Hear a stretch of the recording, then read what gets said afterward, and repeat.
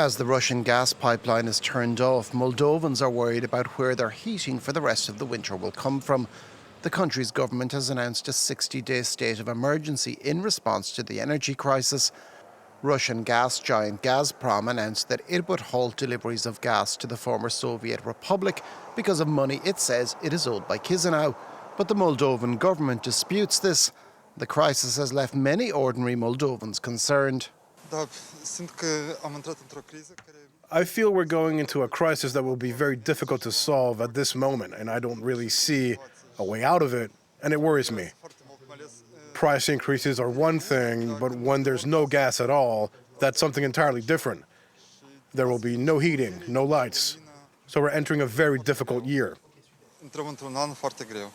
The situation is compounded further by Ukraine ending a 5-year agreement to allow Russian gas to be transferred through its territory. Almost a third of the Russian gas sold to Europe is transported via Ukraine, mainly through the Brotherhood and Soyuz pipelines. Most of the rest comes via the Turk Stream Black Sea route. Kyiv's cutting off the gas means that Central European countries have been scrambling to find alternatives.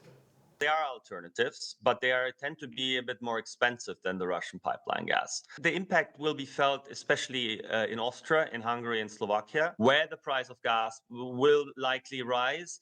And this could have an impact on consumer prices, on the cost of living, but also on prices for industry.